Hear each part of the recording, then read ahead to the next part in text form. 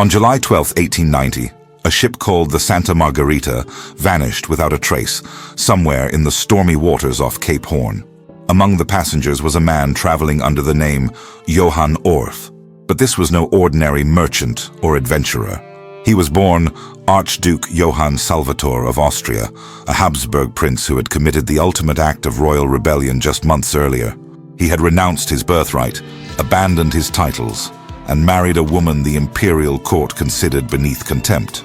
Now he was gone, swallowed by the sea along with his secrets. The disappearance sent shockwaves through the corridors of the Hofburg Palace in Vienna. Emperor Franz Joseph, Johann's own cousin, had spent years trying to control the prince's dangerous ideas and scandalous behavior. But nothing could have prepared the Habsburg dynasty for this, one of their own, vanishing into legend, leaving behind only whispers of what had driven him to such desperate measures. Some called it an accident, others whispered of suicide. But those who knew Johann Salvator understood a darker truth. This was a man who had been systematically destroyed by the very family that claimed to love him, crushed under the weight of imperial expectations until he chose the unknown depths of the ocean over the suffocating halls of Austrian nobility. If you're drawn to these hidden royal scandals, make sure to subscribe, because this story gets much darker before it's over. Johann Salvator was born into privilege on December 25, 1852, the second son of Archduke Leopold Ludwig and Princess Maria Theresa of Portugal. From his first breath, he was expected to serve the Habsburg machine, to be a dutiful prince, a loyal soldier, and an obedient ornament to imperial power. But something in Johann's nature rebelled against these expectations from the very beginning. Historical records show that even as a child, Johann displayed an independence of thought that alarmed his tutors. According to court documents, he questioned everything: religious doctrine, political authority, even the divine right of kings that formed the foundation of Habsburg rule. By his teenage years, contemporary accounts describe a young man whose intellectual curiosity had evolved into something far more dangerous: a genuine belief in democracy and human equality. The imperial family watched with growing unease as Johann embraced ideas that threatened the very core of monarchical power. His letters from this period, preserved in the Habsburg archives, reveal a mind that had already begun to see the Austrian Empire not as a divine institution, but as an outdated system built on oppression and inequality. But Johann's intellectual rebellion was only the beginning, because as he matured into a handsome, charismatic prince, he would make choices that would shock Vienna society to its core and ultimately lead him down a path toward destruction. What no one in the imperial court could have predicted was that this prince's greatest act of defiance would involve not politics or religion, but love, a forbidden passion that would force him to choose between his crown and his heart. The grand halls of the Belvedere Palace should have been the perfect nursery for a future Habsburg prince. But from his earliest days, Johann Salvator seemed determined to reject every lesson his noble birth was meant to teach him. While his older brother Leopold followed the traditional path of military service and court ceremonies, Johann gravitated toward books, ideas, and dangerous questions that made his tutors deeply uncomfortable. Court records from the 1860s reveal a troubling pattern in the young Archduke's education. His instructor in political science, Professor Heinrich Friedjung, later wrote in his memoirs that Johann possessed an unsettling tendency to challenge the fundamental assumptions of monarchical government. When other royal children learned about the divine right of kings, Johann asked why God would choose some families over others. When taught about the natural hierarchy of noble blood, he wondered aloud why peasants seemed to work harder than princes. These were not the idle curiosities of childhood. They were the first signs of a mind that would never accept authority without question. Historical accounts from palace staff describe a boy who spent more time in the library than at military drills, who preferred debates with scholars to dancing lessons, and who seemed genuinely disturbed by the poverty he witnessed during family trips through the Austrian countryside. Johann's parents, Archduke Leopold Ludwig and Princess Maria Theresa, initially dismissed their son's intellectual rebellion as a phase. According to family correspondence preserved in the Habsburg archives, they believed that military training and exposure to proper court society would cure him of his unfortunate democratic sympathies. They were catastrophically wrong. At the age of 16, Johann was enrolled in the prestigious Theresian Military Academy, where young nobles were molded into proper Habsburg officers. But instead of learning discipline and obedience, Johann used his time there to study military history, particularly the American Revolution and other successful rebellions against monarchical power. His fellow cadets later recalled that Johann would openly discuss the writings of democratic theorists like John Stuart Mill and Alexis de Tocqueville, ideas that were considered borderline treasonous within imperial circles. The Habsburg family's concern deepened when Johann began to question not just political authority, but religious doctrine as well. Letters from his military chaplain to Archduke Leopold describe a young man who challenged Catholic teachings on social hierarchy, arguing that true Christianity demanded equality and justice for all people, not divine endorsement of royal privilege. By 1870, it had become clear that Johann Salvator was not going through a rebellious phase. He was developing into something far more dangerous, a Habsburg prince with a genuine democratic conscience. His family watched in horror as their dutiful son transformed into an intellectual revolutionary who saw the Austrian Empire itself as a moral failure. But Johann's political rebellion was only preparing the ground for something even more scandalous. Because soon, this prince, who had already rejected his family's values, would discover a passion that would force him to reject his family entirely, a forbidden love that would shake the foundations of the Habsburg dynasty itself. By the 1870s, Archduke Johann Salvator had evolved from a questioning student into something that terrified the Habsburg establishment, a prince with a platform. His military rank and royal blood gave him access to influential circles, and he began using that access to spread ideas that struck at the heart of imperial authority. What started as private intellectual rebellion was about to become a very public political crisis. Johann's transformation into an open critic of autocracy began during his service as a staff officer in the Austrian military. According to reports from his commanding officers, preserved in the War Ministry archives, Johann would openly discuss the need for constitutional reform with fellow officers, arguing that the Austrian Empire's authoritarian structure was both morally wrong and practically doomed to failure. The breaking point came in 1875, when Johann published a series of anonymous articles in liberal newspapers criticizing the imperial government's handling of economic policy. Though officially unsigned, the articles' detailed knowledge of court politics and military matters made their royal authorship obvious to anyone paying attention. In these writings, Johann argued that Austria-Hungary's complex ethnic tensions could only be resolved through democratic representation, not imperial decree. Emperor Franz Joseph, Johann's cousin, and the man who embodied everything the young Archduke opposed, was horrified by these public betrayals of family loyalty. According to diplomatic correspondence from the period, Franz Joseph initially tried to handle the matter quietly, summoning Johann for private audiences where he demanded an end to his political writings. These meetings, described by court witnesses as increasingly heated, only deepened the rift between the two men. Johann's response was to become even more boldly outspoken. In 1876, he gave a speech to the Vienna Military Academy that scandalized the imperial court by openly advocating for Hungarian independence and Czech autonomy within a federalized Austrian state. Contemporary newspaper accounts describe the audience's shock at hearing a Habsburg prince essentially arguing for the dismantling of his own family's empire. The speech marked Johann's complete break with traditional Habsburg politics, but it also revealed something else: his genuine empathy for the empire's oppressed minorities. Letters from Hungarian and Czech nationalist leaders, discovered in various archives, show that Johann had been secretly meeting with reformist politicians, offering both moral support and, reportedly, financial assistance to their causes.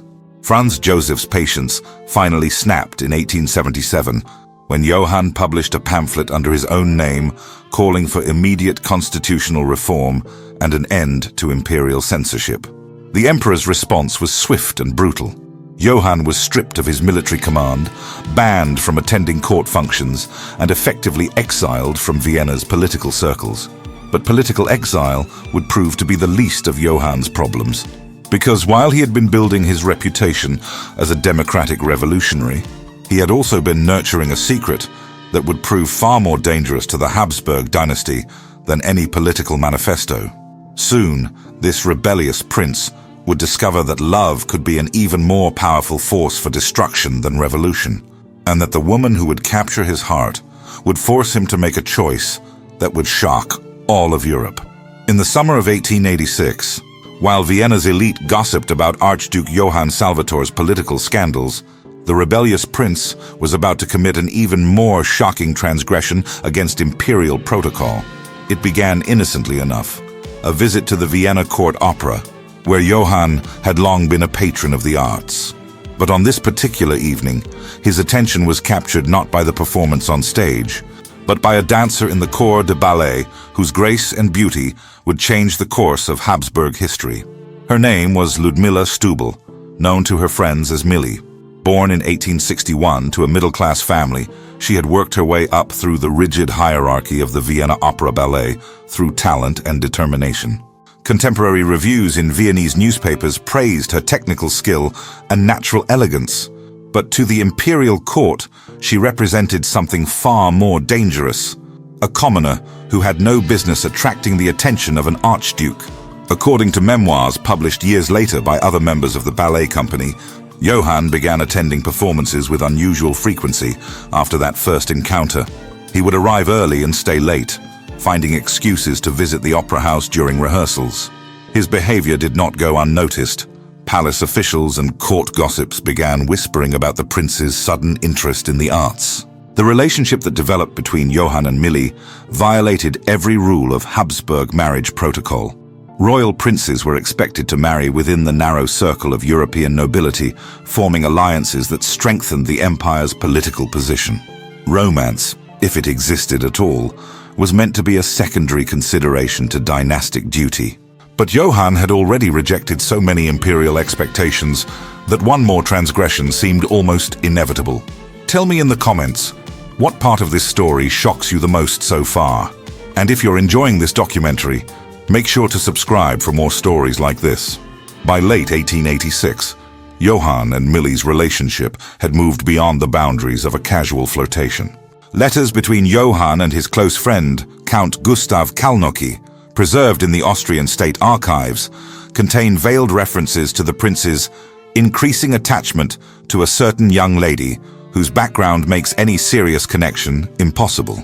The Count's warnings to Johann became increasingly desperate as he realized the Archduke was not treating this as a temporary infatuation.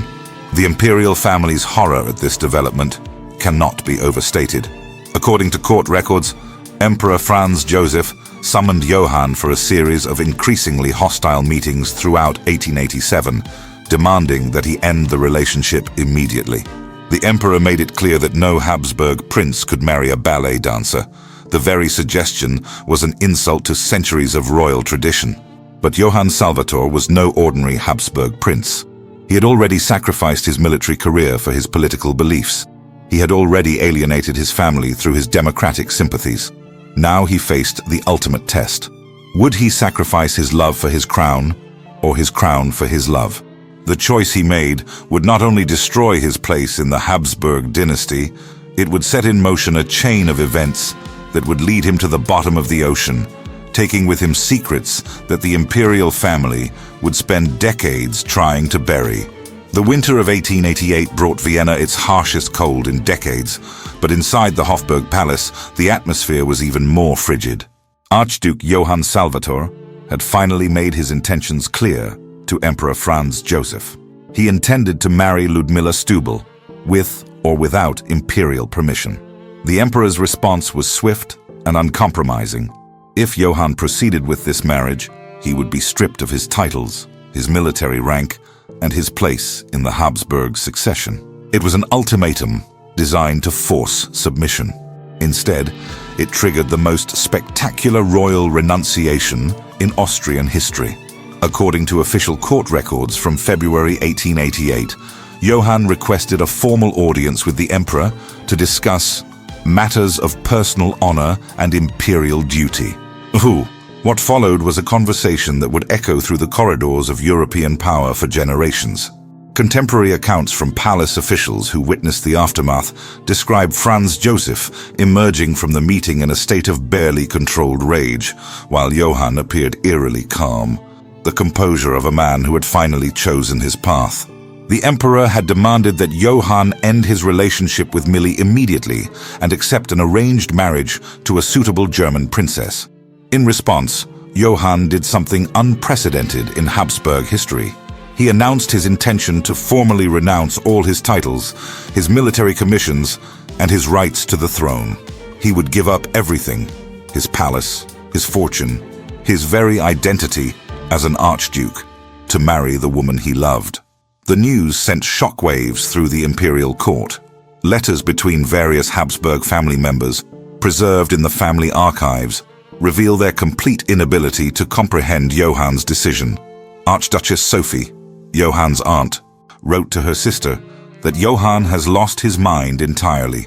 No rational man would sacrifice an empire for a dancer. Even Johann's own mother, Princess Maria Theresa, reportedly refused to speak to her son after learning of his intentions. But Johann's resolve only strengthened under family pressure.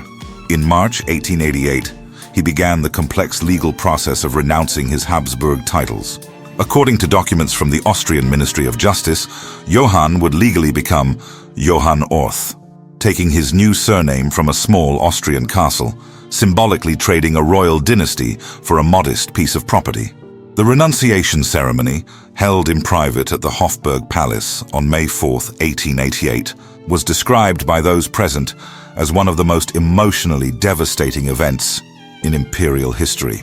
Court records indicate that Johann formally signed away his birthright in the presence of Emperor Franz Joseph and several Habsburg archdukes, none of whom spoke to him during the proceedings. As Johann Orth walked out of the palace that day, he carried only a single suitcase and the clothes on his back. According to newspaper accounts from the period, he went directly to Millie's modest apartment, where they began planning not just a wedding, but a complete escape from the world that had rejected them. But their freedom would come at a price neither of them could have imagined. Because in choosing love over duty, Johann had set in motion forces that would ultimately drive them both toward a desperate flight from Europe and into the deadly embrace of the South Atlantic Ocean. On October 15, 1889, in a small chapel outside London, a ceremony took place that would have scandalized all of Europe had anyone known about it. Johann Orth, the man who had once been Archduke Johann Salvator, married Ludmilla Stubel in complete secrecy, with only 2 witnesses present. According to marriage records discovered decades later in the archives of St. Bartholomew's Church, the couple had fled to England specifically to avoid the media attention that would have surrounded any wedding on Austrian soil. The choice of London was strategic. Johann had spent months researching destinations where they could marry without interference from Habsburg agents or European nobility who might recognize them. British marriage laws allowed for private ceremonies with minimal documentation, and the city's large international community provided perfect anonymity for a fallen prince and his ballet dancer bride. Contemporary newspaper accounts from the period reveal that Austrian authorities had been searching for Johann since his disappearance from Vienna in August 1889. The imperial court had initially assumed he was hiding somewhere in Austria or Germany, possibly plotting some kind of political comeback. They never suspected that he had taken such a radical step as leaving the continent entirely. The newlyweds established themselves in a modest flat in Bloomsbury, living under the names Mr. and Mrs. Johann Orth. Letters from Johann to his former friend Count Kalnocki, intercepted by Austrian intelligence and preserved in the state archives, described this period as the first happiness I have known since childhood. For the first time in his life, Johann was free from the suffocating expectations of imperial protocol, but their peaceful exile in London was built on increasingly shaky foundations. According to financial records from the period, Johann's personal fortune had been largely frozen by the Habsburg court as punishment for his renunciation. The couple was forced to live on Millie's modest savings and occasional payments from Johann's remaining loyal friends in Austria. More troubling were the reports reaching them from Vienna about the imperial family's continued efforts to discredit their marriage. Court gossips, encouraged by officials close to Emperor Franz Joseph, spread rumors that the marriage was invalid, that Millie was a fortune hunter, and that Johann was mentally unstable. These whispers, reported in several European newspapers, made it clear that the Habsburg family would never accept their relationship as legitimate. By early 1890, Johann and Millie had begun to realize that Europe itself might not be large enough to escape the long reach of imperial displeasure. Letters from this period, found among Millie's personal effects after her death, reveal growing anxiety about their future. Johann had begun researching opportunities in South America, where he believed they could truly start fresh without the shadow of his royal past. The couple's decision to leave Europe entirely was driven by more than just a desire for privacy. According to contemporary accounts from Austrian diplomatic sources, the imperial court was actively working to make Johann's life in Europe as difficult as possible, hoping to force him into a humiliating return and public apology. Instead, Johann and Millie began planning an escape that would take them across the Atlantic to a new life in Argentina. But this journey to freedom would become a voyage into mystery, one that would end with both of their names disappearing forever beneath the waves of the South Atlantic. In the spring of 1890, Johann Orth made a decision that would seal his fate. Convinced that only complete geographic separation from Europe could guarantee their freedom, he began making arrangements for the most ambitious escape plan imaginable: a voyage to Argentina, where they could disappear entirely from the reach of Habsburg influence. But the preparations for this journey were marked by strange decisions and ominous warnings that should have served as harbingers of disaster. According to shipping records from the Hamburg-America line, Johann purchased passage for himself and Millie aboard the steamship Santa Margarita, bound for Buenos Aires, with stops in various South American ports. What made this choice puzzling to maritime historians was that Johann deliberately avoided the larger, more reliable passenger ships that regularly serviced the South American route. Instead, he chose a smaller vessel with a mixed reputation and a captain whose qualifications were questionable at best. The Santa Margarita was a 500-ton steamship built in 1875. Primarily designed for cargo transport with limited passenger accommodations. Maritime records from Lloyd's of London reveal that the ship had experienced multiple mechanical problems during previous voyages, including engine failures and structural damage from heavy weather. Why an experienced traveler like Johann would choose such a vessel remains one of the enduring mysteries of his disappearance. Even more disturbing were the reports from Johann's final weeks in London. According to letters written by Millie to her sister in Vienna, discovered in family archives decades later, Johann had become increasingly obsessed with the idea that Habsburg agents were tracking their movements. He insisted on changing their departure plans multiple times, switching ports and vessels seemingly at random. Contemporary accounts from their London landlord describe Johann's behavior during this period as increasingly erratic and secretive. The landlord later told investigators that Johann had begun receiving mysterious visitors at all hours, men who spoke in hushed German and left quickly without giving their names. Financial records from the period reveal another troubling detail. Johann had liquidated virtually all of his remaining assets before the voyage, converting everything to cash and gold that he carried with him aboard the ship. For a man planning to start a new life, this suggested either extreme paranoia or knowledge that this journey might be one way. The final warning came from an unexpected source. Captain Heinrich von Hötzendorf, a former Austrian naval officer and friend of Johann's from his military days, later testified that he had tried to dissuade Johann from the voyage. According to von Hötzendorf's memoir, published years later, he told Johann that the South Atlantic in winter is no place for a cargo ship with passenger pretensions. Despite these warnings, Johann and Millie boarded the Santa Margarita at Hamburg on July 8, 1890. Passenger manifests show they were traveling under the names Mr. and Mrs. Johann Orth, with listed occupations as gentleman and lady of leisure. Fellow passengers later described them as a quiet couple who kept to themselves and seemed unusually anxious about their journey. As the Santa Margherita steamed out of Hamburg harbor that evening, Johann and Millie stood at the stern rail, watching Europe disappear behind them. According to one surviving passenger account, Johann was heard to say, "Whatever happens now, at least we'll face it together." He had no idea how prophetic those words would prove to be, because within days, the Santa Margherita would encounter the storm that would erase both their names from history forever. The last confirmed sighting of the steamship Santa Margherita came on July 12, 1890, when the British merchant vessel HMS Britannic spotted her approximately 200 miles southeast of Cape Horn. According to the Britannic's logbook, preserved in the British Maritime Museum, the Santa Margherita was struggling against heavy seas and appeared to be experiencing mechanical difficulties. The Britannic's captain attempted to signal the smaller ship, but received no response before losing sight of her in the deteriorating weather conditions. What happened next remains one of the sea's most enduring mysteries.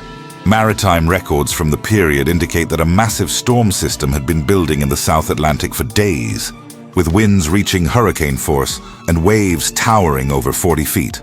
Ship's logs from vessels in the area describe it as one of the worst storms to hit those waters in living memory. The Santa Margherita simply vanished.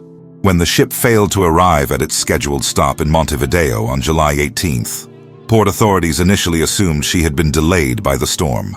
But as days turned into weeks with no word, it became clear that something catastrophic had occurred. The Hamburg America shipping line launched an immediate investigation, dispatching search vessels to scour the waters around Cape Horn. According to official company records, the search continued for nearly 2 months, but no trace of the ship or her passengers was ever found. No wreckage, no lifeboats, no bodies. It was as if the Santa Margherita and everyone aboard her had simply been erased from existence. News of the disaster reached Europe in late August, when the Hamburg shipping office finally acknowledged that the vessel was presumed lost with all hands.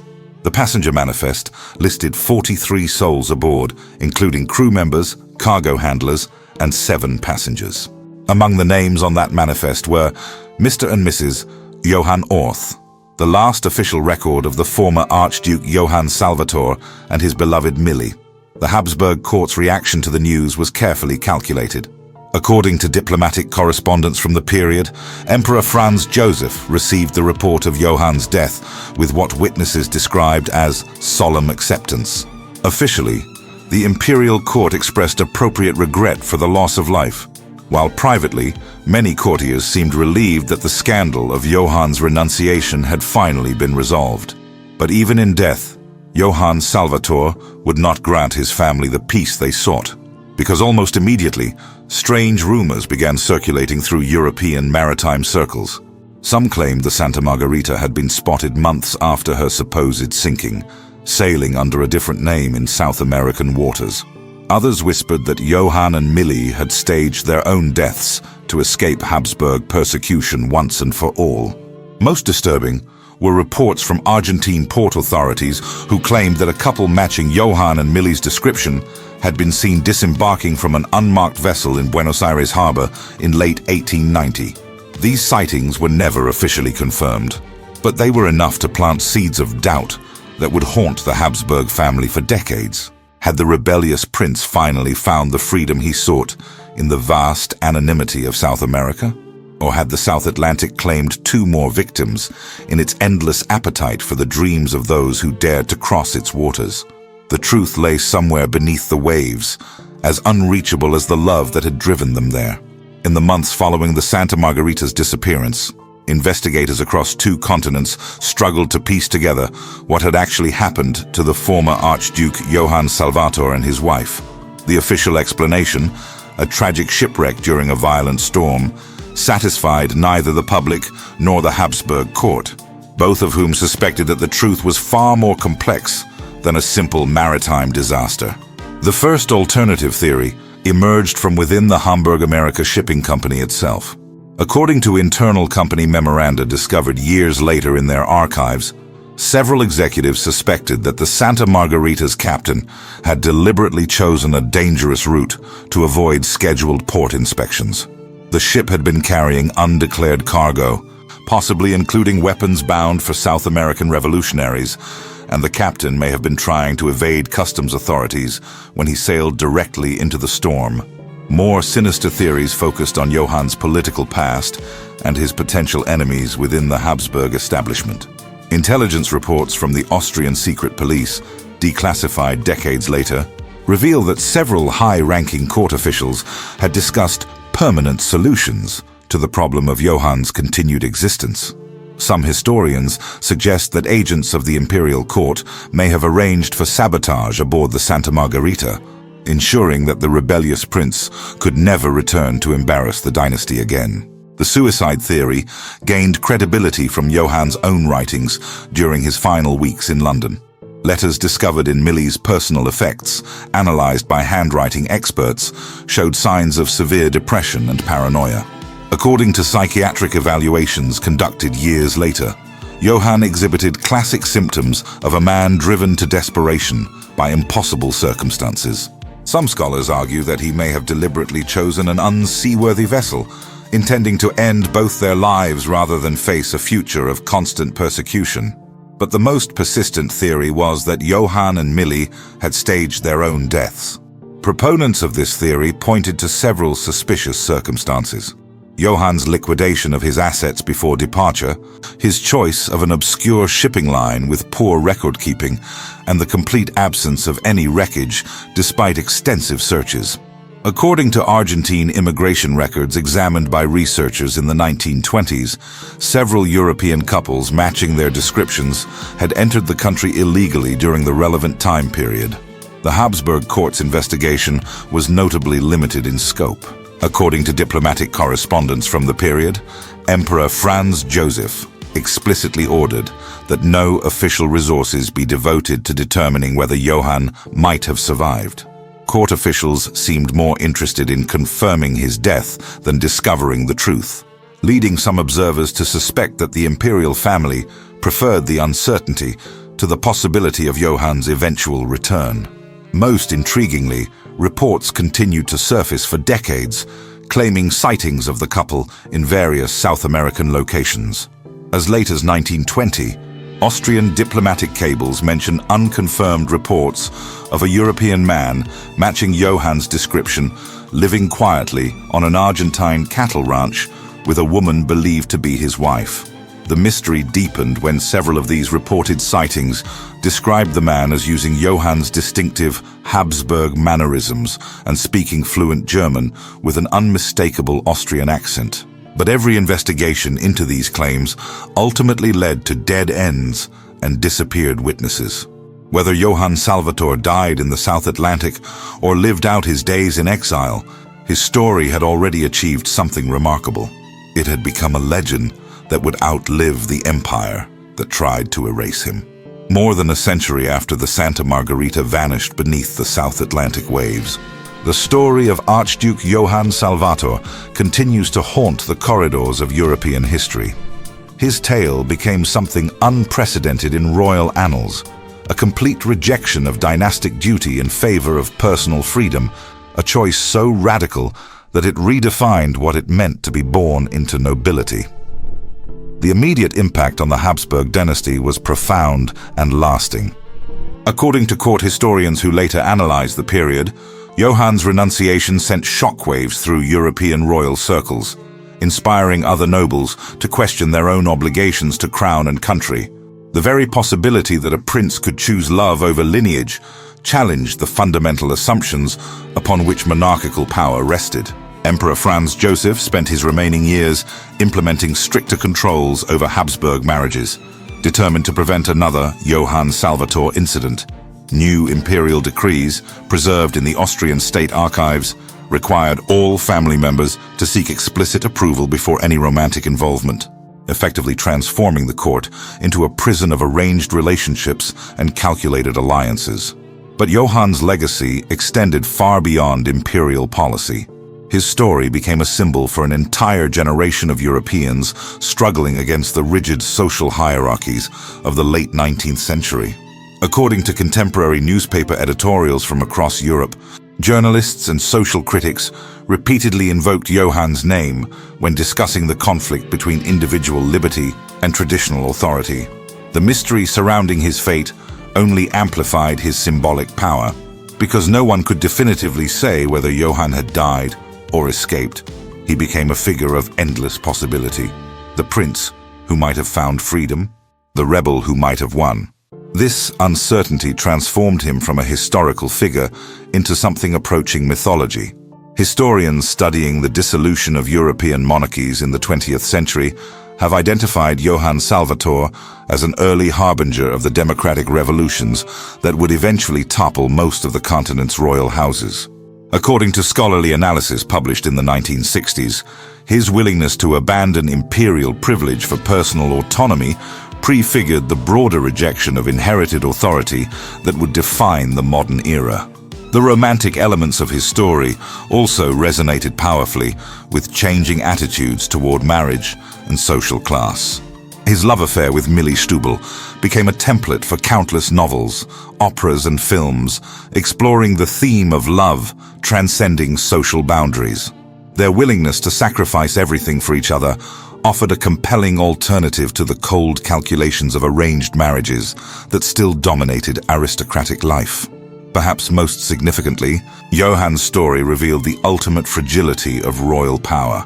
Despite centuries of tradition, vast wealth, and imperial authority, the Habsburg dynasty could not force one determined individual to conform to their expectations. A single prince's rebellion had exposed the fact that royal legitimacy depended ultimately on voluntary submission, and when that submission was withdrawn, even emperors were powerless. Today, as we continue to question the relevance of inherited privilege and traditional authority, Johann Salvator's choice to choose freedom over obligation feels remarkably modern. Whether he died in that South Atlantic storm or lived out his days in South American exile, he had already achieved something extraordinary. He had proven that even princes could rewrite their own destinies. If this story of royal rebellion and forbidden love has moved you, subscribe for more hidden histories that reveal the human drama behind the crown. Sometimes the most powerful stories are the ones they tried to erase.